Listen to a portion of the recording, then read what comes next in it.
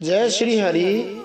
आप और हम सब भगवान की पूजा तो घर में करते ही हैं, मंदिर में भी पूजा करते हैं, परंतु हम पूजा की शास्त्रीय प्रामाणिक विधि के बारे में यदि जानना चाहते हैं तो हमें श्रीमद् भागवत महापुराण के एकादश स्कंद के 27वें अध्याय में उद्धव गीता के अंतर्गत 23वें भाग में इसका वर्णन मिलता है। और भगवान श्री विष्णु की, श्री कृष्ण की अर्चना के विषय में स्वयं श्री भगवान ही बताने वाले हैं। तो आज हम श्रीमद् भागवत के एकादश स्कंद के 27वें अध्याय में क्रियायोग का वर्णन जानेंगे। दूसरे शब्दों में श्री विग्रह की पूजा कैसे करें, भगवान की पूजा कैसे करें, इसके बारे में हम जानेंगे। इस 27वें अध्याय में कुल 55 श्लोक हैं। तो हम भागवत के मूल संस्कृत श्लोकों को तो सुनते ही हैं, उसके साथ ही भावार्थ को भी समझते हैं श्लोकों के, और जहां आवश्यकता होती है वहां श्लोकों के मर्म को जानने के लिए हमने अनेक टीकाओं का आश्रय लिया है। जैसे श्रील प्रभुपाद जी हो गए, श्रीधर स्वामी जी हो गए, श्रील विश्वनाथ चक्रवर्ती ठाकुर हो गए, श्रील जीव गोस्वामी जी हो गए, और श्री अखंडानंद जी सरस्वती जी महाराज हो गए। गीता प्रेस गोरखपुर से प्रकाशित जीवन संजीवनी हो गई।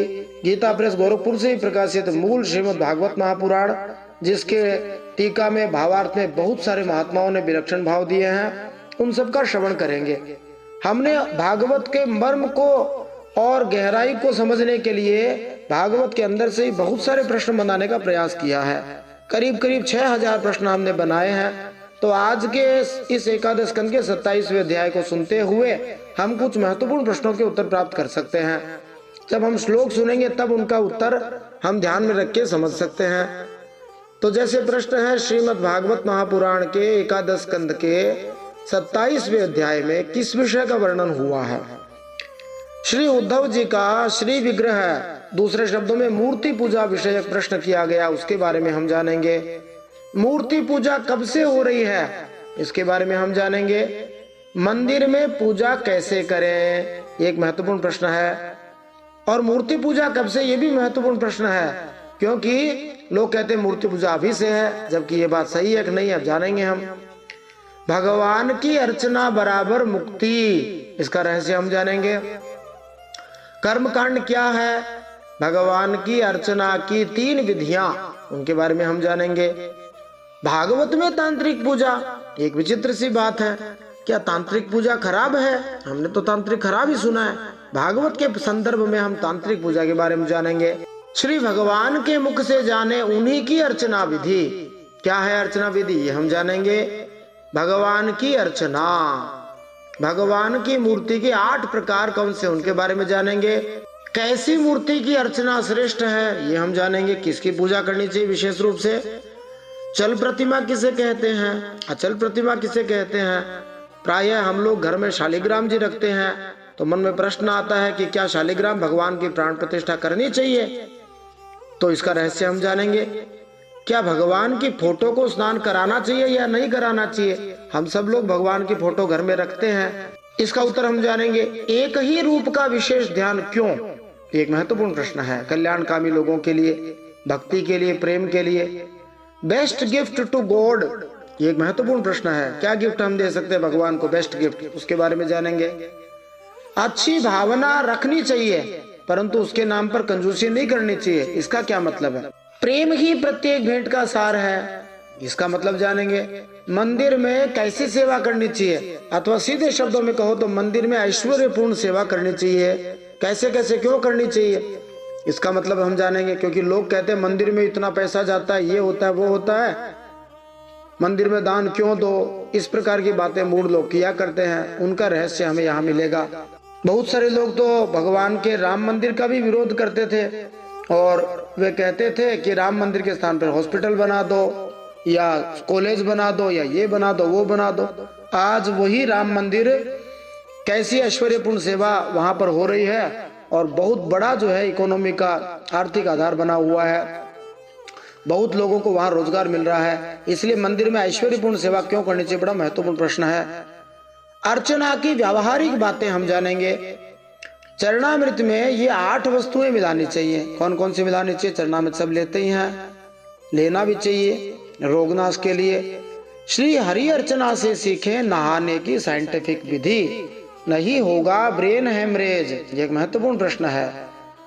ओमकार की 5 कला या 5 भाग कौन से हैं? ओमकार के बारे में सब जानते, लेकिन उसके कला रहस्य नहीं जानते, उसके बारे में हम जानेंगे। मूर्ति बराबर साक्षात भगवान है, इसका क्या मतलब है? धर्म अधर्म दोनों ही भगवान के अंग हैं।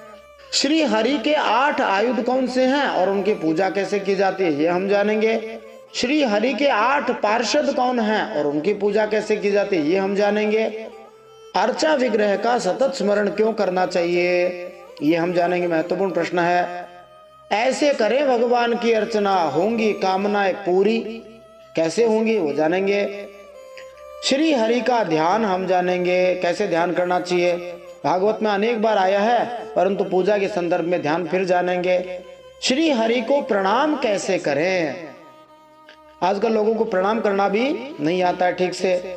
मूर्ति विसर्जन कैसे एवं क्यों, अथवा दूसरे शब्दों में विसर्जन के नियम के बारे में हम जानेंगे।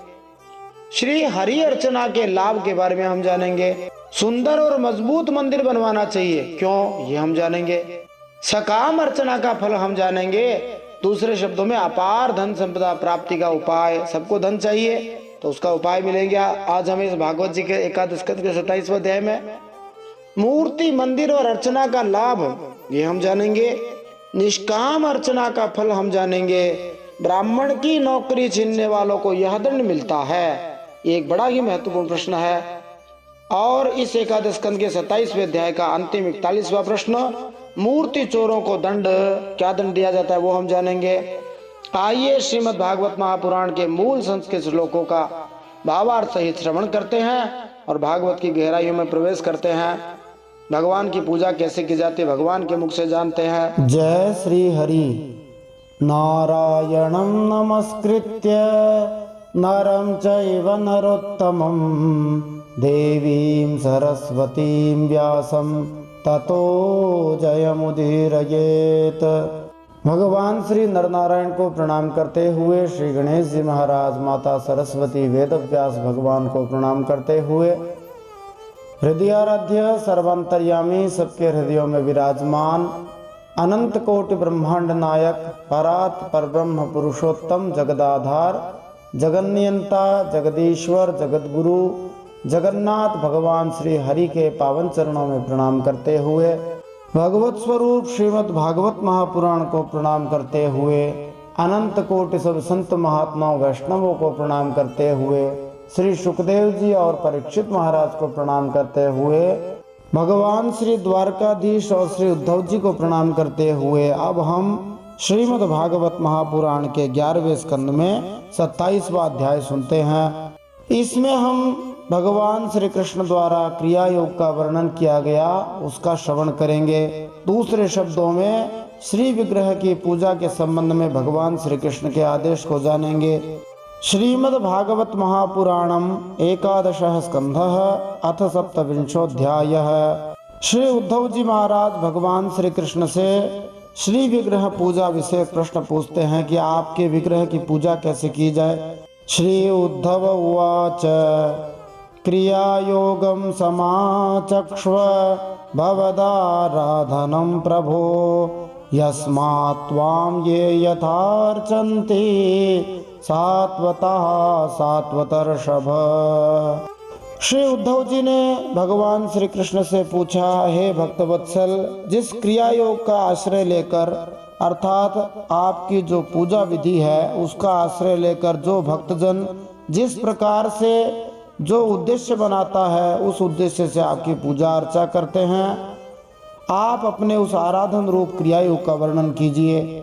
इसका भाव ये है कि भगवत भक्त अपने नियत कर्मों के अलावा मंदिर में अर्चा विग्रह के रूप में श्री भगवान की नियमित पूजा करते हैं। ऐसी पूजा शरीर को भोगने की काम वासना तथा इस काम वासना से उत्पन्न भौतिक पारिवारिक आसक्ति दोनों से हृदय को विमल करने के लिए प्रबल शक्ति से कार्य करती है। किंतु अर्चा विग्रह के पूजा की विधि प्रभावशाली हो इसके लिए प्रामाणिक विधि अपनानी होती है। इसलिए अब उद्धव जी श्री भगवान से इस विषय में पूछ रहे हैं। एतद् वदन्ति मुनयो मुहुर्निःश्रेयसं नृणां नारदो भगवान् व्यास आचार्योऽङ्गिरसः सुतः।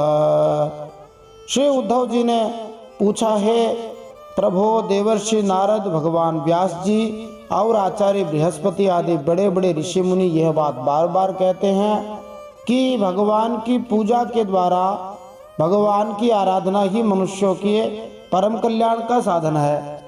निःसृतं ते मुखाम्भोजाद् यदाह भगवानजः पुत्रेभ्यो भृगुमुखेभ्यो देव्यै च भगवान भवः। हे प्रभु, यह क्रिया योग अर्थात आपकी पूजा का साधन पहले पहल आपके मुख से ही निकला था। आपसे ही ग्रहण करके इसे श्री ब्रह्मा जी ने अपने पुत्र भृगु जी आदि महर्षियों को और भगवान शंकर जी ने अपनी अर्धांगिनी भगवती माता पार्वती जी को उपदेश किया था। एतद् वै सर्ववर्णानामाश्रमाणां च सम्मतं श्रेयसामुत्तमं मन्ये स्त्रीशूद्राणां च मानद। हे मर्यादा रक्षक प्रभु, यह क्रिया योग ब्राह्मण, क्षत्रिय, इन सब वर्णों और ब्रह्मचारी, गृहस्थ आदि आश्रमों के लिए भी परम कल्याणकारी है। मैं तो ऐसा समझता हूँ कि स्त्री शूद्र आदि के लिए भी आपकी पूजा विधि सबसे श्रेष्ठ साधना पद्धति है।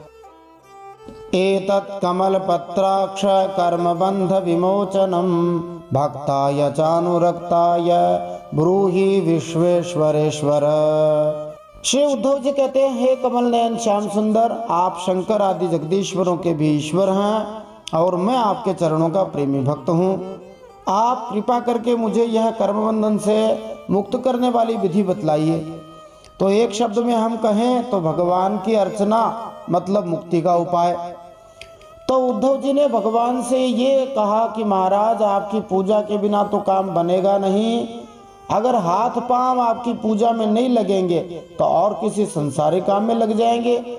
आंख जीभ आपकी पूजा में नहीं लगेगी तो किसी और काम में लग जाएगी, और किसी को देखने लग जाएगी, और किसी का गुण गाने लग जाएगी।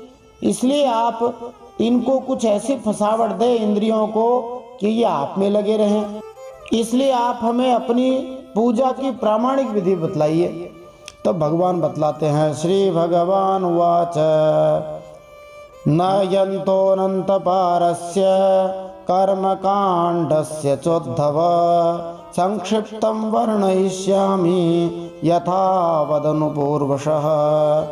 भगवान श्री कृष्ण ने उद्धव जी से कहा, कर्मकांड का इतना विस्तार है कि उसकी कोई सीमा नहीं है, इसलिए मैं उसे थोड़े में ही पूर्वापर क्रम से विधि पूर्वक वर्णन करता हूँ।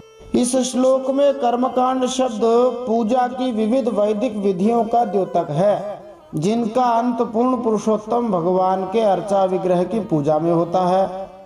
जैसे इंद्रिय तृप्ति तथा भौतिक वैराग्य के साधन असंख्य हैं, वैसे ही वैकुंठ में भगवान द्वारा भोगी जाने वाली दिव्य लीलाएं तथा गुण भी असंख्य हैं। भौतिक जगत में पुण्य की विविध धारणाएं तथा शुद्धि की जो विधियां हैं, वे परम सत्य श्री भगवान को स्वीकार किए बिना परस्पर मेल नहीं खाती, क्योंकि उनको जाने बिना मनुष्य के लिए करने लायक जरूरी बातों के जान पाना संभव नहीं है। यद्यपि प्रायः सारे लोग पूजा की विभिन्न विधियों में लगे रहते हैं, किंतु अब श्री भगवान इस विषय का संक्षेप में वर्णन करेंगे कि उनके अर्चा विग्रह अर्थात भगवान की मूर्ति की पूजा कैसे की जाए। वैदिकस्तांत्रिको मिश्र इति मे त्रिविधो मखः त्रयाणामीप्सितेनैव विधिना मां समर्चयेत। भगवान कहते हैं, मेरी पूजा की 3 विधियां हैं, 3 प्रकार से मेरी पूजा की जा सकती है। कौन कौन सी हैं? वैदिक विधि है, माने चारों वेदों के अनुसार जो पूजा की जानी चाहिए। तांत्रिक विधि है, माने व्यावहारिक व्याख्यात्मक ग्रंथों के अनुसार, जैसे नारद पंचरात्र आदि हो गए, गौतमी तंत्र हो गए, इन ग्रंथों के बारे में बताया जाता है। इनके अनुसार पूजा तांत्रिक पूजा कहलाती है। ये तांत्रिक पूजा तंत्र मंत्र विद्या वाली नहीं है, ये तांत्रिक पूजा विधि विधान वाली है। तीसरी पूजा है मिश्रित पूजा, माने जब वैदिक और तांत्रिक तो वेद के मंत्र भी हों और नारद जी जैसे भक्तों के द्वारा रचे गए नारद पंचरात्र और गौतमी तंत्र, इनको मिलाकर के जो पूजा की जाए वो मिश्र कहलाती है। तो इस प्रकार भगवान की पूजा की 3 विधियां हैं, वैदिक, तांत्रिक और मिश्रित। इन तीनों में से मेरे भक्त को जो भी अनुकूल जान पड़े, जो ठीक लगे, उसी विधि से मेरी आराधना करनी चाहिए। सबकी अलग अलग रुचि है, अलग अलग ज्ञान है। अब भगवान अपनी अर्चना विधि बताते हैं। यदा स्वनिगमेनोक्तं द्विजत्वं प्राप्य पुरुषः यथा यजेत मां भक्त्या श्रद्धया तन्निबोध मे। भगवान कहते हैं, पहले अपने अधिकार के अनुसार शास्त्रोक्त विधि से समय पर जनेऊ संस्कार के द्वारा संस्कृत होकर द्विजत्व प्राप्त करे, फिर श्रद्धा और भक्ति के साथ वह किस प्रकार मेरी पूजा करे, इसकी विधि तुम मुझसे सुनो। इस श्लोक में स्वनिगमेन शब्द विशेष वैदिक आदेशों का सूचक है, जो मनुष्य के वर्ण तथा आश्रम से सुसंगत होते हैं। ब्राह्मण, क्षत्रिय तथा वैश्य समुदायों के सदस्य गायत्री मंत्र की दीक्षा लेकर द्विजत्व पद प्राप्त करते हैं। प्रथा के अनुसार पूर्ण योग्य ब्राह्मण बालकों को 8 वर्ष में, क्षत्रियों को 11 वर्ष में, वैश्यों को 12 वर्ष में दीक्षा दी जा सकती है। शर्त यह है कि उचित शर्तें पूरी होती हों। द्विजत्व प्राप्त करने के बाद मनुष्य को भगवान के अर्चा विग्रह के रूप में पूर्ण पुरुषोत्तम भगवान की पूजा करनी चाहिए, जैसा कि स्वयं श्री भगवान बतलाएंगे कैसे करनी चाहिए। अर्चायाम स्थंडिलेग्नौवा सूर्ये वाप्सुहृदि द्विजः द्रव्येण भक्ति युक्तोर्चेत स्वगुरुं माममायया। भगवान कहते हैं, भक्ति पूर्वक निष्कपट भाव से अपने पिता एवं गुरु रूप मुझ परमात्मा का पूजा की सामग्रियों के द्वारा किसी भी रूप में आराधना करें। उनके आराधना के रूप अलग अलग हो सकते हैं, जैसे मूर्ति में आराधना करें, कुछ लोग वेदी में करते हैं, कुछ अग्नि में, कुछ भगवान सूर्य में, कुछ जल में, कुछ हृदय में अथवा ब्राह्मण में, चाहे किसी में भी आराधना करें। भगवान तो सब जगह हैं, जिस रूप में श्रद्धा हो जाए वहाँ पूजा करें। पूर्वं स्नानं प्रकुर्वीत धौतदन्तोऽङ्गशुद्धये उभयैरपि च स्नानं मंत्रैर्मृद्ग्रहणादिना। भगवान द्वारकाधीश कहते हैं, उपासक को, पूजा करने वाले को चाहिए कि सुबह पहले मंजन करके पहले शरीर की शुद्धि के लिए स्नान करे, नहाए जरूर पूजा से पहले। फिर वैदिक और तांत्रिक दोनों प्रकार के मंत्रों से मिट्टी और भस्मादि का लेप करके फिर से स्नान करे। संध्योपास्त्यादि कर्माणि वेदेनाचोदितानि मे पूजान्तहि कल्पयेत् सम्यक संकल्पः कर्म पावनी।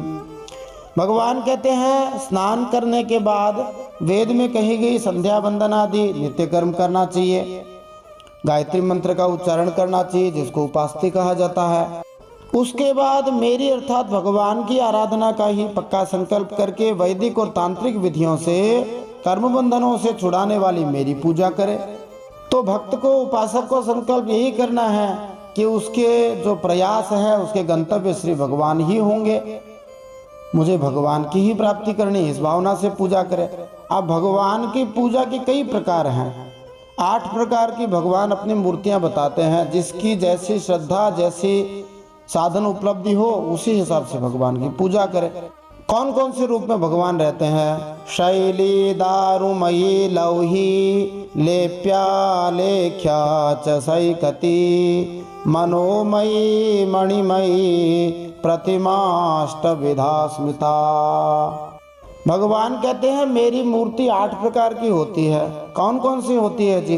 पत्थर की मूर्ति भी होती है, जो हम मंदिरों में देखते हैं। कई कई जगह लकड़ी की दारुमयी प्रतिमा भी होती है, जैसे जगन्नाथ भगवान की प्रतिमा लकड़ी की है। ऐसे ही किसी धातु विशेष की अथवा धातु से मिली हुई हो, जैसे अष्टधातु की मूर्ति होती है। कुछ लोग मिट्टी की भी मूर्ति बना लेते हैं, जैसे विशेष रूप से गणेश जी आदि को मिट्टी का बना करके भी पूजा की जा सकती है। मिट्टी के भगवान शिव जी, पार्थिवेश्वर भी बनते हैं। इसी प्रकार चंदन की भी प्रतिमा बना सकते हैं, और नहीं तो चित्रमयी प्रतिमा हो, जैसे हम भगवान की फोटो घर में रखते हैं, उनकी पूजा कर सकते हैं।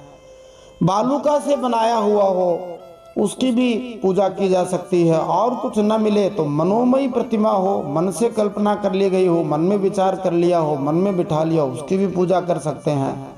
मानसिक पूजा, इसमें तो एक खर्चा भी नहीं लगे।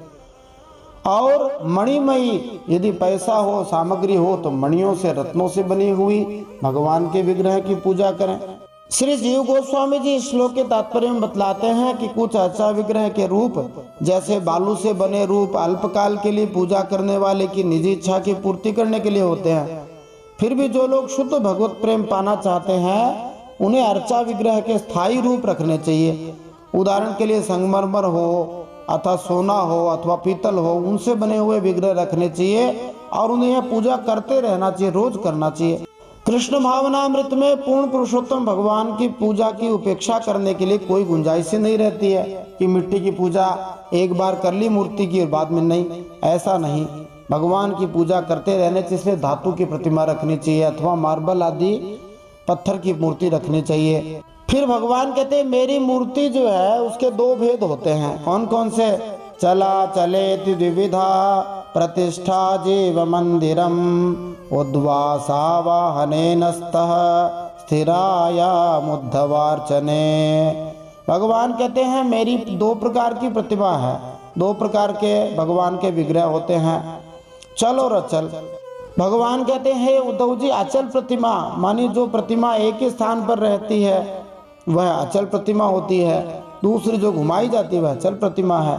तो अचल प्रतिमा के पूजन में प्रतिदिन आवाहन और विसर्जन नहीं करना चाहिए, उसकी आवश्यकता नहीं है, क्योंकि भगवान उसके अंदर विराजमान है, प्राण प्रतिष्ठा की हुई है, इसलिए उसके विसर्जन की आवश्यकता नहीं है। अस्थिरायाम विकल्पः स्यात् स्थंडिले तु भवेद्वयम् स्नपनम त्वविलेप्यायामन्यत्र परिमार्जनम। मंदिरों में एक छोटा विग्रह होता है जिसको चल प्रतिमा भी कहा जाता है, जिसको नगर में घुमाया जाता है। उस प्रतिमा के संबंध में विकल्प है, चाहे तो करें और चाहे तो न करें। मानिए अर्चा विग्रह का आवाहन करना और विसर्जन करना ये विकल्प के रूप में है, आवश्यकता लगे तो आवाहन कर सकते हैं। किंतु बालुकामयी प्रतिमा में तो आवाहन और विसर्जन ये प्रतिदिन करना ही चाहिए। मिट्टी और चंदन की और चित्रमयी प्रतिमाओं को स्नान नहीं कराना चाहिए। कागज की जो प्रतिमा है उसको स्नान कराएंगे तो वो गल जाएगी, केवल मार्जन कर सकते हैं, जल का छींटा दे सकते हैं, परंतु और सभी को स्नान कराना चाहिए। इसका तात्पर्य है कि विभिन्न श्रेणियों के भक्त लोग अपनी अपनी श्रद्धा की विभिन्न स्थितियों के अनुसार श्री भगवान के अर्चा विग्रह की पूजा करते हैं। भगवान श्री कृष्ण का उच्च कोटि का भक्त श्री भगवान से अपने सनातन प्रेम पूर्ण संबंध को समझता है, वह अर्चा विग्रह को साक्षात श्री भगवान समझता है और प्रेममयी सेवा भाव के अनुसार अर्चा विग्रह से शाश्वत संबंध स्थापित करता है। भगवान श्री कृष्ण को सच्चिदानंद रूप समझते हुए श्रद्धालु भक्त उदाहरण के तौर पर पत्थर, काठ या संगमरमर से बनी श्री भगवान की मूर्ति स्थापित करके अर्चा विग्रह की पूजा का स्थायी प्रबंध करता है। भगवान श्री विष्णु का स्वरूप शालग्राम शिला को बिना किसी औपचारिक उत्सव के स्वतः प्रतिष्ठापित मान लिया जाता है, इसलिए अर्चा विग्रह को मंत्रों द्वारा आवाहन या विसर्जन करने की मनाही है। किंतु यदि कोई अर्चा विग्रह को पवित्र भूमि पर रंजित करता है या बालू की प्रतिमा के रूप में बनाता है तो अर्चा विग्रह का आवाहन मंत्रों द्वारा किया जाता है। फिर अर्चा विग्रह से बाह्य रूप त्यागने के लिए अनुरोध किया जाता है, क्योंकि यह बाह्य रूप शीघ्र ही प्राकृतिक तत्वों द्वारा विनष्ट कर दिया जाएगा। सामान्य सिद्धांत ये है कि श्री भगवान का शुद्ध भक्त जानता है कि अर्चा विग्रह के साथ उसका संबंध शाश्वत है। जो व्यक्ति प्रेमा भक्ति में जितना ही अधिक अर्चा विग्रह के शरणागत होता है वह भगवान को उतना ही ज्यादा समझता है। भगवान एक मनुष्य हैं, किंतु वे परम पुरुष हैं जिनकी भावनाएं अद्वितीय होती हैं। श्री भगवान के अर्चा विग्रह स्वरूप की भक्तिमयी सेवा करके श्री भगवान को आसानी से प्रसन्न किया जा सकता है और श्री भगवान को प्रसन्न करने से मनुष्य अपने जीवन के ध्येय में क्रमशः उन्नति कर सकता है। इस तरह भक्त अंत में श्री भगवान के पास वापस जा सकता है, जहां अर्चा विग्रह उसके सम्मुख व्यक्तिगत रूप से प्रकट होते हैं और अपने निजी आवास में भक्त का स्वागत करते हैं, जो सारे विश्व में भगवत धाम के नाम से, वैकुंठ नाम से जाना जाता है। तो एक विग्रह की पूजा करने से हमारी धारणा उसमें स्थिर हो जाती है। फिर भगवान कहते हैं द्रव्यैः प्रसिद्धैर्मद्यागः प्रतिमादिष्वमायिनः भक्तस्य च यथा लब्धैर्हृदि भावेन चैव हि। भगवान कहते हैं मनुष्य को चाहिए कि उत्तम से उत्तम साज सामग्री भेंट करके अर्चा विग्रह के रूप में मेरी पूजा करे, किंतु भौतिक इच्छा से पूरी तरह मुक्त भक्त मेरी पूजा जो भी वस्तु मिल सके उसी से करे, यहाँ तक कि वह अपने हृदय के भीतर मानसिक साज सामग्री से भी मेरी पूजा कर सकता है। अनायास जो मिल जाए उसी से भावना मात्र से ही हृदय में पूजा कर ले।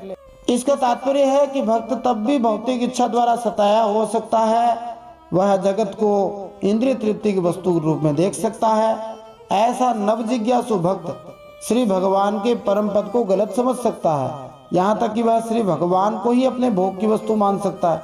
इसलिए नव जिज्ञासु भक्त को चाहिए कि वह देवता को ऐश्वर्यपूर्ण साज सामग्री भेंट किया करे, जिससे वह निरंतर याद रख सके कि अर्चा विग्रह परम भोक्ता है और वह नव जिज्ञासु भक्त स्वयं तो मात्र एक पूजक है और अर्चा विग्रह के आनंद के लिए है। इसके विपरीत कृष्ण भावनामृत में हरि भक्ति में स्थिर हुआ उच्च कोटि का भक्त यह कभी नहीं भूलता कि भगवान हर वस्तु के वास्तविक भोक्ता और नियंता हैं।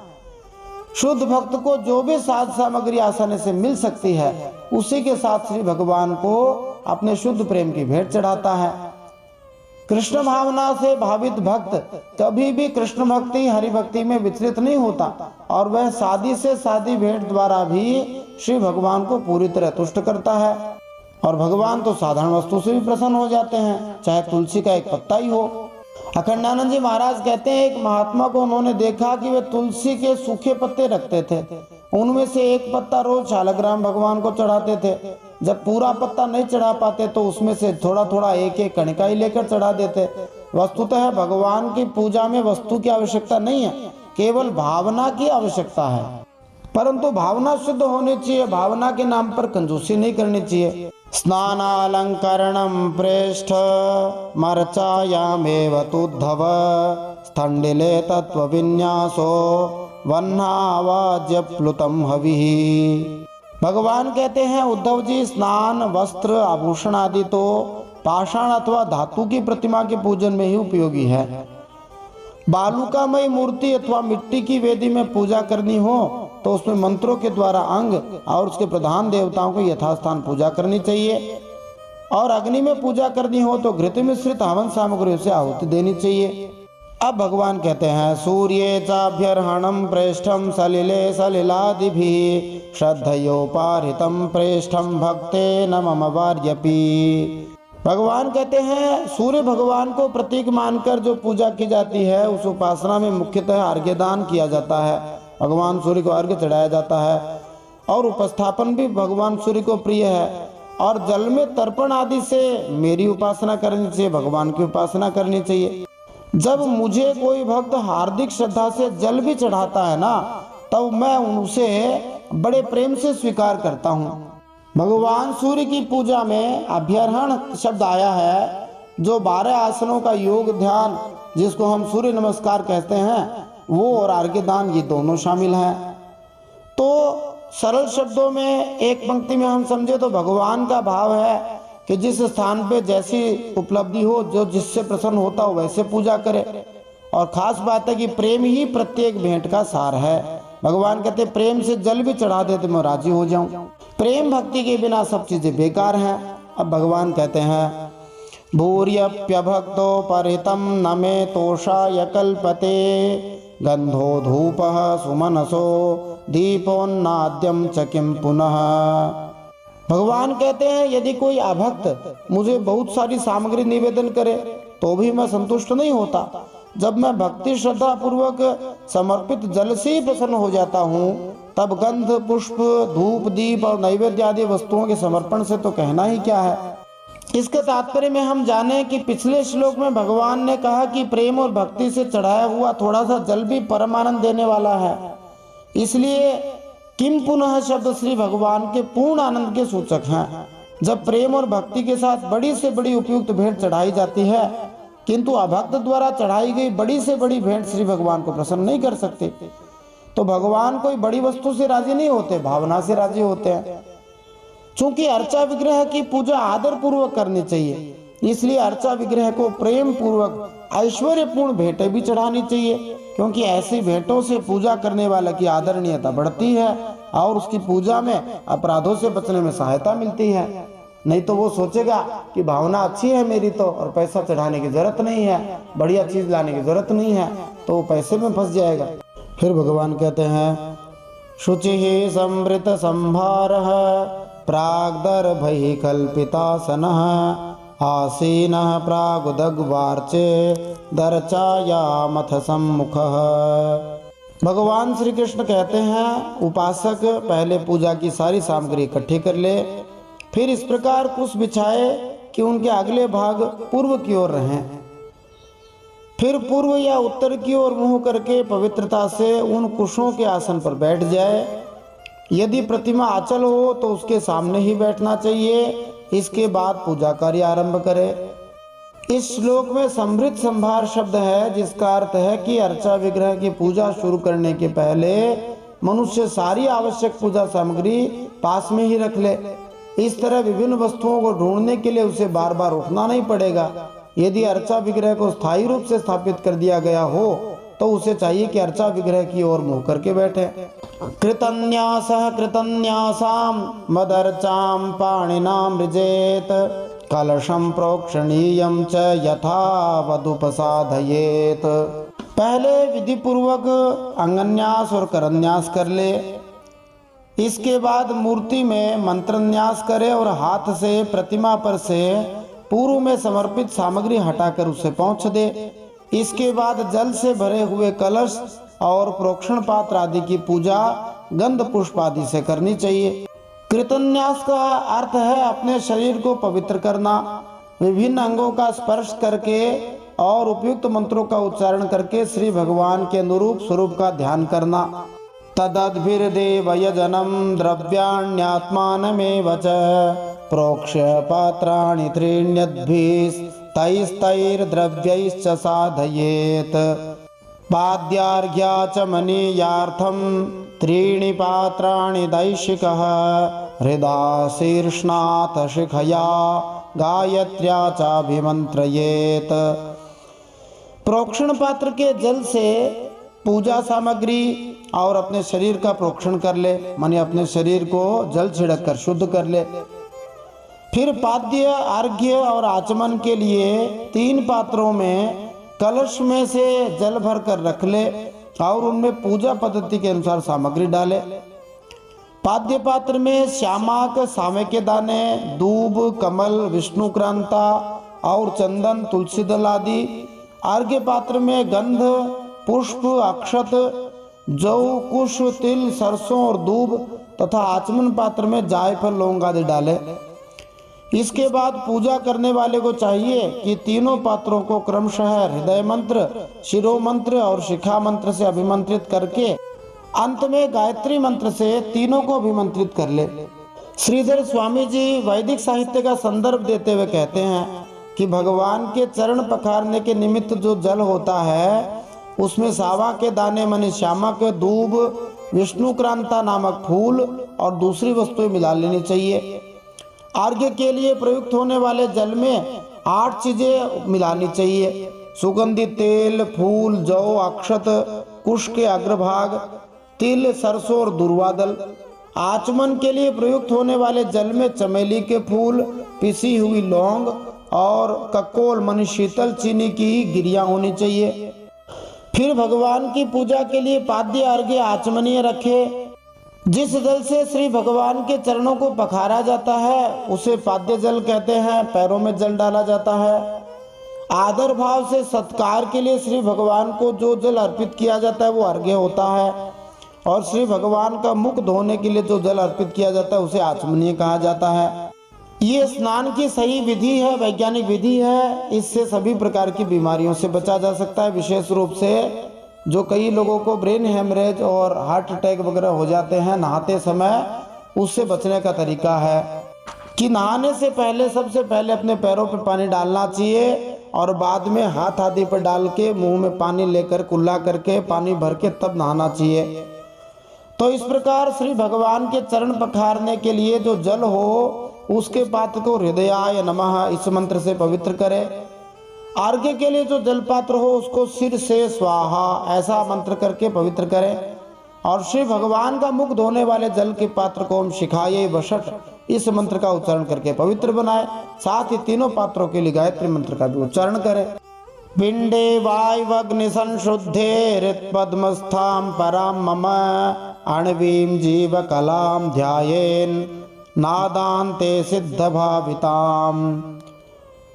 भगवान कहते हैं गायत्री मंत्र से तीनों को अभिमंत्रित आदि करने के बाद प्राणायाम करके प्राणवायु और भावनाओं द्वारा शरीर में स्थित अग्नि के शुद्ध हो जाने पर हृदय कमल में परम सूक्ष्म और श्रेष्ठ दीप शिखा के समान मेरे जीव कला का ध्यान करें।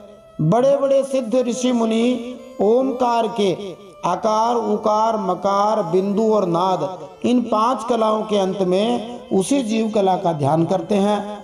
तो ओमकार में 5 चीजें होती हैं, ए, उ, मैं, बिंदु और नाद।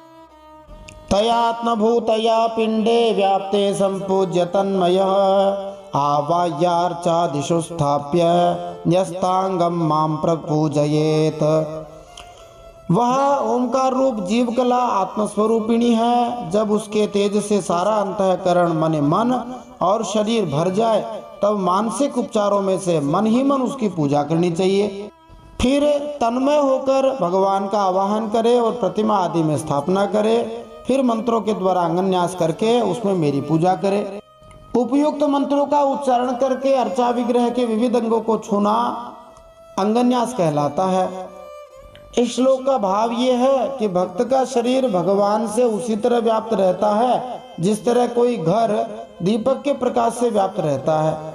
जिस तरह अतिथि को गृह में प्रवेश करने के लिए मैत्री पूर्वक संकेत किया जाता है, उसी तरह मनुष्य अर्चा विग्रह के शरीर का स्पर्श करता है, उपयुक्त मंत्रोच्चार करता है तथा अर्चा विग्रह के स्वरूप में प्रवेश करने के लिए परमात्मा को आमंत्रित करता है।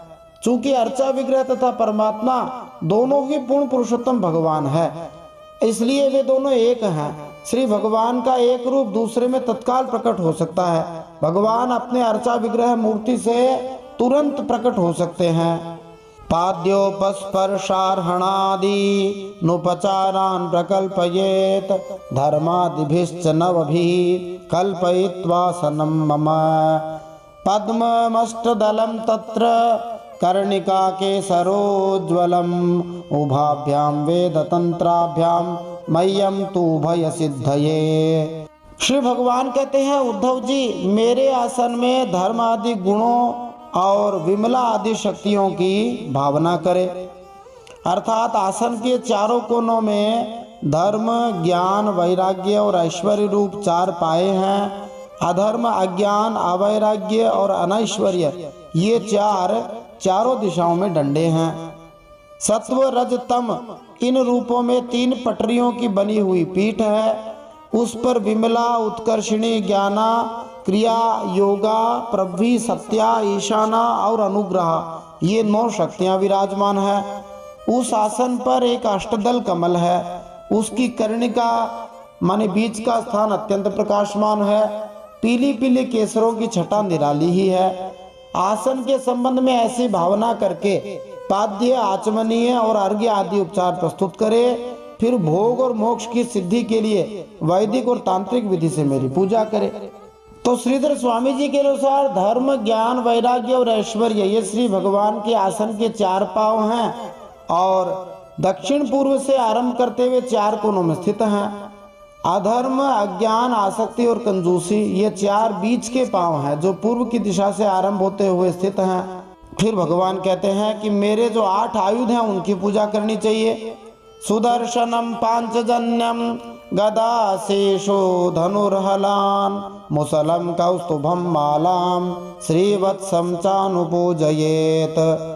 भगवान श्री विष्णु का सुदर्शन नामक चक्र, पांचजन्य नामक शंख, कौमुद की नाम की गदा, खड्ग, बाण, धनुष, हल, मूसल इन 8 आयुधों की पूजा 8 दिशाओं में करे और कौस्तुभमणि, वैजयंती माला तथा श्रीवत्स चिन्ह की वक्षस्थल पर यथास्थान पूजा करे, क्योंकि ये भगवान के हृदय में रहते हैं, वक्षस्थल पर रहते हैं। फिर भगवान के 8 पार्षदों की पूजा करें। उनके नाम बताते हैं भगवान। नंदम सुनंदम गरुडम प्रचंडम चंडमेव च महाबलम बलम चैव कुमुदम कुमुदेक्षणम दुर्गाम विनायकम व्यासम विश्वक्सेनम गुरून् सुरान् स्वे स्वे स्थाने त्वभिमुखान् पूजयेत् प्रोक्षणादिभिः। नंद सुनंद प्रचंड चंड महाबल बल कुमुद और कुमुदेक्षण, ये भगवान श्री विष्णु के नित्य 8 पार्षद हैं। उनकी 8 दिशाओं में पूजा करें। गरुड़ जी महाराज भगवान श्री विष्णु के वाहन हैं। उनके सामने ही पूजा करें। प्रायः दक्षिण भारत के मंदिरों में और बहुत सारे मंदिरों में भगवान श्री विष्णु के विग्रह के सामने श्री गरुड़ जी महाराज रहते हैं। इसी प्रकार दुर्गा, विनायक, व्यास जी और विश्वक्सेन की चारों कोनों में स्थापना करके पूजा करें। बाईं ओर गुरु की पूजा करें और यथाक्रम पूर्वादि दिशाओं में इंद्र आदि 8 लोकपालों की स्थापना करके प्रोक्षण, अर्घ्य दान आदि क्रम से उनकी पूजा करनी चाहिए। चंदनो शीर कर्पूर कुंकुमा गुरुवासितैः सलिलैः स्नापयेन् मंत्रैर् नित्यदा विभवे सति स्वर्णघर्मानुवाकेन महापुरुष विद्यया पौरुषेणापि सूक्तेन सामभिराजनादिभिः।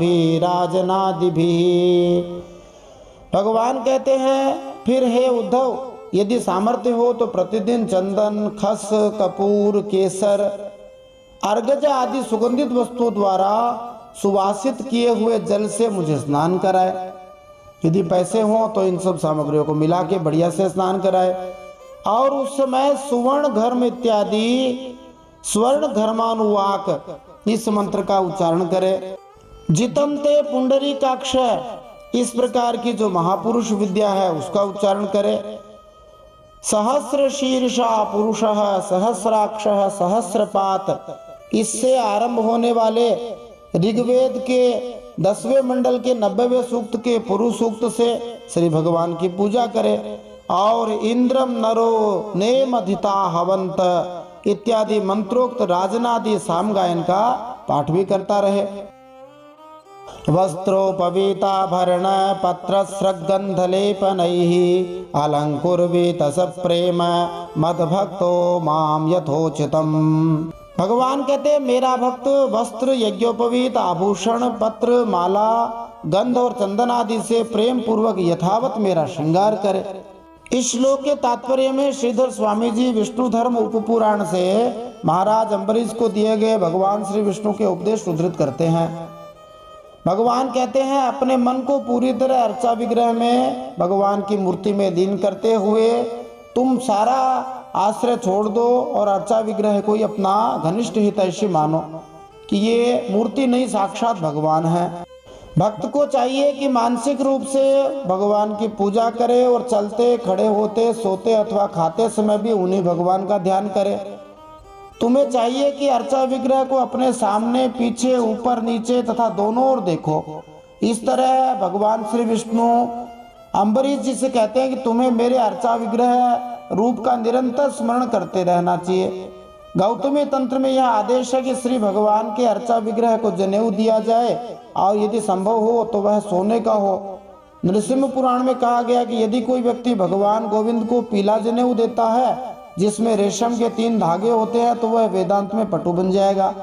पाद्यमाचमनीयं च गंधम सुमनसोक्षतान धूपदीपोपहार्याणि दद्यान में श्रद्धयार्चकः। भगवान की पूजा करने वाला भक्त उपासक श्रद्धा के साथ भगवान को पाद्य, आचमन, चंदन, पुष्प, अक्षत, धूप, दीप आदि सामग्रियां समर्पित करे। गुड़ पायस सर्पींषि षष्कुल्यापूपमोदकान् संयावदधिसूपांश्च नैवेद्यं सति कल्पयेत। भगवान कहते हैं, यदि हो सके तो गुड़, खीर, घृत, पूड़ी, पुए, लड्डू, हलवा, दही और दाल आदि विविध व्यंजनों का नैवेद्य भगवान को भोग लगावे। पायस का अर्थ खीर होता है। इस श्लोक में आए हुए सर्पिंच शब्द घी को बताते हैं। शष्कुली चावल के आटे, चीनी तथा तिल से बनी हुई और घी में तली हुई पूड़ी समझ लीजिए।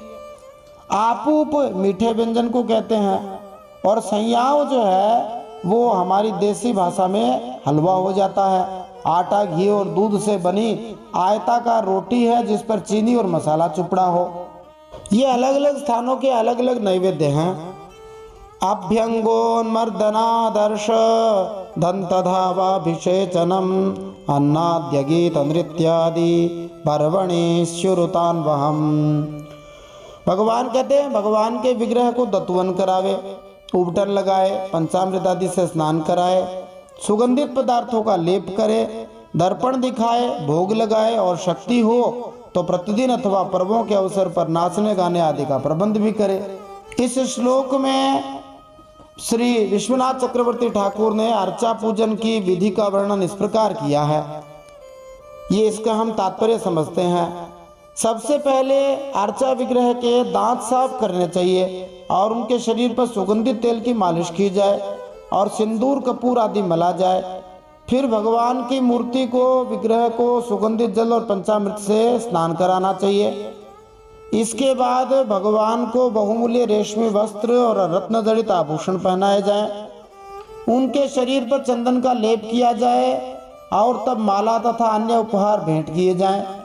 फिर अर्चा विग्रह के समक्ष दर्पण रखा जाए और तब सुगंधित तेल, फूल, आगुरु, दीपक तथा मुंह को स्वच्छ करने के लिए सुगंधित जल प्रदान किया जाए। इसके बाद स्वादिष्ट भोजन, सुगंधित जल, पान, माला, आरती, दीप, शैया इत्यादि प्रदान किए जाएं। अर्चा विग्रह पर पंखा भी झला जाए और वाद्य संगीत, नृत्य तथा गाना बजाना भी हो। यह अर्चा पूजन विशेष अवसरों पर जैसे धार्मिक अवकाशों पर अवश्य किया जाए और यदि हो सके तो प्रतिदिन किया जाए। श्रीधर स्वामी जी के अनुसार विशेष अर्चा पूजन के लिए एकादशी की तिथि सर्वोपयुक्त है। माने कोई जब इस प्रकार से भगवान की पूजा करेगा तो समझो कि वो ऐसा समझेगा कि भगवान मेरे सामने ही हैं और भगवान साक्षात प्रकट रूप में है, इसलिए इस भावना से पूजा करनी चाहिए। फिर भगवान कहते हैं विधिना विहिते कुंडे मेखला गर्त वेदिभि अग्निमाधाय परितः समूहे पाणिनोदितम। भगवान कहते हैं फिर पूजा के बाद शास्त्रोक्त विधि से बने हुए कुंड में अग्नि स्थापन करे। वह कुंड मेखला, गर्त और वेदी से शोभायमान हो। उसमें हाथ की हवा से अग्नि प्रज्वलित करके उसका परिसमोहन करे, अर्थात उसे एकत्र कर दे। परिस्तीर्याथ पर्युक्षे दन्वाधाय यथा विधि प्रोक्षण्यासाद्य द्रव्याणि प्रोक्षाग्नौ भावये तमाम। वेदी के चारों ओर कुश कंडिका करके अर्थात चारों ओर 20-20 कुश बिछाकर मंत्र पढ़ता हुआ उन पर जल छिड़के। फिर विधि पूर्वक समिधाओं का आधान रूप अन्वाधान कर्म करके अग्नि के उत्तर भाग में होम के लिए उपयोगी सामग्री रखे और प्रोक्षणी पात्र के जल से प्रोक्षण करे। फिर अग्नि में मेरा इस प्रकार ध्यान करे। यज्ञ में ओम भूर्भुवः स्वः इसका उच्चारण करते हुए अग्नि में जो लकड़ी रखी जाती है उसे अन्वाधान कहते हैं। अब भगवान अपना ध्यान बताते हैं कैसे ध्यान करे। तप्त जाम्बूनद प्रख्यम शंख चक्र गदाम्बुजैः लसत् चतुर्भुजं शान्तं पद्म किंजल कवाससं स्फुरत् किरीट कटक कटिसूत्र वरांगदं श्रीवत्स वक्षसं भ्राजत् कौस्तुभं वनमालिनम। भगवान कहते हैं ऐसे ध्यान करे, मेरी मूर्ति तपाए हुए सोने के समान दम दम दमक रही है। जाम्बूनद मनी सोना होता है, सोने की जैसी मूर्ति। भगवान की मूर्ति विग्रह से रोम रोम से शांति की वर्षा हो रही है, ऐसे ध्यान करे। लंबी और विशाल 4 भुजाएं शोभायमान हैं।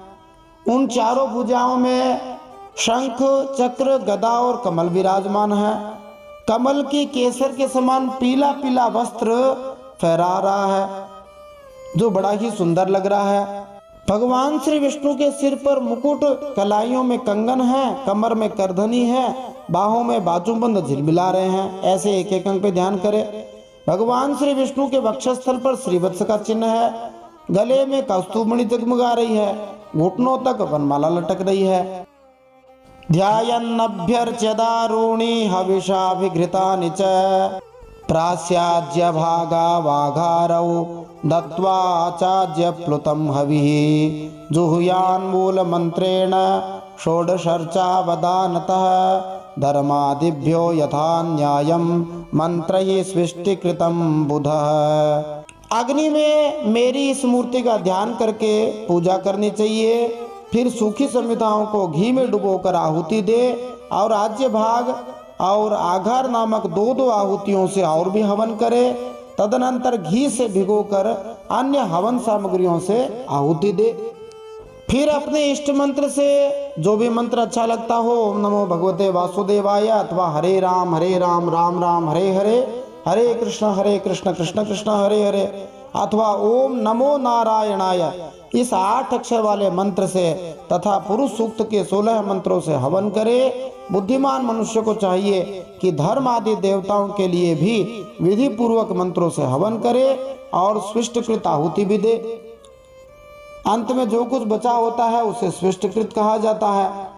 अभ्यर्च्याथ नमस्कृत्य पार्षदेभ्यो बलिं हरेत, मूल मंत्रम जपेत ब्रह्म स्मरन् नारायणात्मकम। भगवान श्री कृष्ण कहते हैं, इस प्रकार अग्नि में अंतर्यामी रूप से स्थित श्री भगवान की पूजा करके उन्हें नमस्कार करे और नंद सुनंद आदि पार्षदों को 8 दिशाओं में हवन कर्मांग बलि दे। फिर प्रतिमा के सामने बैठकर परब्रह्म स्वरूप भगवान नारायण का स्मरण करे और भगवत स्वरूप मूल मंत्र ओम नमो नारायणाय इसका जप करे। दत्वा चमनमुच्छेषं विश्वक्सेनाय कल्पयेत, मुखवासं सुरभिमात् तांबूलाद्यमथार्हयेत। फिर भगवान को आचमन करावे, उनका प्रसाद विश्वक्सेन को निवेदन करे। भगवान श्री विष्णु के निजी पार्षद हैं, उनका नाम विश्वक्सेन है। इसके बाद अपने इष्ट देव की सेवा में सुगंधित तांबूल आदि मुखवास उपस्थित करे तथा पुष्पांजलि समर्पित करे। उपगायन गृणन नृत्यन कर्माण्यभिनयन मम, मत्कथा श्रावयन शृण्वन् मुहूर्तम क्षणिको भवेत। फिर भगवान कहते हैं, मेरी लीला को गावे, उन लीलाओं का उच्च स्वर से उच्चारण करे, उनका वर्णन करे और मेरी ही लीलाओं का अभिनय करे। यह सब करते समय प्रेमोन्मत्त होकर भक्त नाचने लगे, मेरी लीला कथाएं स्वयं सुने और दूसरों को सुनावे। कुछ समय तक संसार और उसके रगड़े झगड़ों को भूलकर मुझ में ही तन्मय हो जाए। स्तवैरुच्चावचैः स्तोत्रैः पौराणैः प्राकृतैरपि, स्तुत्वा प्रसीद भगवन् नितिवन्दे तदंडवत्। प्राचीन ऋषियों के द्वारा अथवा प्राकृत भक्तों के द्वारा बनाए गए छोटे बड़े स्तव और स्तोत्रों से मेरी स्तुति करके प्रार्थना करे। हे भगवान, आप मुझ पर प्रसन्न हो जाएं। हे प्रभु, मुझे अपने कृपा प्रसाद से सराबोर कर दे। फिर भगवान को दंडवत प्रणाम करना चाहिए। शिरोमत्पादयोः कृत्वा बाहुभ्यां च परस्परं, प्रपन्नं पाहि मामीश भीतं मृत्युग्रहार्णवात्। दंडवत प्रणाम करते हुए अपना सिर भगवान के चरणों में रख दे और अपने दोनों हाथों से दाएं हाथ से दाहिना और बाएं से बायां चरण पकड़कर भगवान से प्रार्थना करे। प्रणाम करते समय भी सीधे हाथ नहीं रख के क्रॉस हाथ रखने चाहिए, जिससे सीधे हाथ से सीधे पैर को स्पर्श होए और उल्टे हाथ से उल्टे पैर को स्पर्श होए। उससे ऊर्जा मिलती है और प्रार्थना करे, हे भगवान, इस संसार सागर में मैं डूबा जा रहा हूँ, मृत्यु रूप मगरमच्छ मेरा पीछा कर रहा है, मैं डरकर आपकी शरण में आया हूँ। हे प्रभु, आप मेरी रक्षा कीजिए। भले ही भय से हम भगवान की शरण में जाएं, पर जाएं तो सही। इति शेषां मया दत्तां शिरस्याधाय सादरम्, उद्वासयेत् चेदुद्वास्यं ज्योतिर्ज्योतिषि तत्पुनः। इस प्रकार स्तुति करके मुझे समर्पित की हुई माला आदर के साथ अपने सिर पर रखे और उसे मेरा दिया हुआ प्रसाद समझे। यदि विसर्जन करना हो तो ऐसी भावना करनी चाहिए कि प्रतिमा में से एक दिव्य ज्योति निकली है और वह मेरे हृदय में विराजमान ज्योति में लीन हो गई, बस यही विसर्जन है। फिर भी भगवान एक विसर्जन का नियम बताते हैं। अर्चादिषु यदा यत्र श्रद्धा मां तत्र चार्चयेत्, सर्वभूतेष्वात्मनि च सर्वात्माहमवस्थितः। भगवान कहते हैं उद्धव जी, प्रतिमा आदि में जब जहाँ श्रद्धा हो तब वहाँ मेरी पूजा करनी चाहिए, क्योंकि मैं सर्वात्मा हूँ और समस्त प्राणियों में तथा अपने हृदय में भी स्थित हूँ। इसका तात्पर्य है कि भगवान की पूजा पूजक की श्रद्धा के अनुसार होती है। यहाँ पर अर्चा का विशेष उल्लेख हुआ है, क्योंकि आध्यात्मिक उन्नति के लिए अर्चा विग्रह की पूजा अनिवार्य है। श्रील भक्ति सिद्धांत सरस्वती ठाकुर उल्लेख करते हैं, श्रील प्रभुपाद जी के विनम्र सेवक जो है इस भागवत की यहाँ बाद के अध्याय की व्याख्या में कहते हैं कि अनुभवहीन व्यक्ति ये सोच सकते हैं कि अर्चा विग्रह पूजक की इंद्रिय तृप्ति के निमित्त है, क्योंकि अर्चा विग्रह संगमरमर अथवा पीतल जैसी बाह्य वस्तुओं से बना होता है। किंतु प्रामाणिक मंत्रों के उच्चारण द्वारा अर्चा विग्रह की स्थापना करके मनुष्य श्री भगवान को अर्चा रूप में प्रवेश करने के लिए आमंत्रित करता है। नियमित तथा श्रद्धायुक्त पूजा द्वारा मनुष्य धीरे धीरे समझने लगता है कि अर्चा विग्रह श्री भगवान से पूरी तरह से एक है। उस अवस्था में अर्चा पूजन के बल पर मनुष्य द्वितीय श्रेणी की भक्ति प्राप्त करता है। इस अधिक विकसित अवस्था में मनुष्य अन्य भक्तों की संगति से बढ़ाना चाहता है, और जो ही वह वैष्णव समुदाय में ठीक से स्थापित हो जाता है वह भौतिक जीवन का पूरी तरह से त्याग कर देता है और क्रमशः कृष्ण भावनामृत अथवा हरि भक्ति में पूर्ण बन जाता है। एवं क्रिया योग पथैः पुमान् वैदिक तांत्रिकैः अर्चन्नुभयतः सिद्धिं मत्तो विन्दत्यभीप्सिताम्। भगवान कहते हैं जो मनुष्य इस प्रकार वैदिक तांत्रिक क्रिया योग के द्वारा मेरी पूजा करता है वह इसलोक और परलोक में मुझसे अभीष्ट सिद्धि प्राप्त करता है। मदर्चां संप्रतिष्ठाप्य मंदिरं कारये दृढ़ं पुष्पोद्यानानि रम्याणि पूजा यात्रोत्सवाश्रितान्। भगवान कहते हैं यदि शक्ति हो तो उपासक सुंदर और सुदृढ़ मंदिर बनवाए और उसमें मेरी प्रतिमा स्थापित करे, सुंदर सुंदर फूलों के बगीचे लगवा दे, नित्य की पूजा, पर्व की यात्रा और बड़े बड़े उत्सवों की व्यवस्था कर दे। तो जो धनी पुण्यात्मा हो उनको मंदिर बनवाना चाहिए और अर्चा विग्रह के मनोरंजन के लिए बगीचा बनवाना चाहिए। निर्माण कार्य के लिए ठोस सामग्री इस्तेमाल करनी चाहिए, इसलिए भगवान दृढ़ शब्द का प्रयोग कर रहे हैं। अब भगवान सकाम पूजा का फल बताते हैं, फिर निष्काम पूजा का बताएंगे। पूजा दीनां प्रवाहार्थम महापर्वस्वथान वहम क्षेत्रापणपुरग्रामान दत्वा मत्साष्टिताम यात। जो मनुष्य पर्वों के उत्सव और प्रतिदिन की पूजा लगातार चलने के लिए खेत, बाजार, नगर अथवा गांव मेरे नाम पर समर्पित कर देते हैं उन्हें मेरे समान ऐश्वर्य की प्राप्ति होती है। तो भगवान के विग्रह के नाम पर, मंदिर के नाम पर भूमि खंड का दान देने से ऐश्वर्यपूर्ण अर्चा पूजन के लिए किराए से अथवा कृषि उत्पादन से नियमित आय होती रहेगी।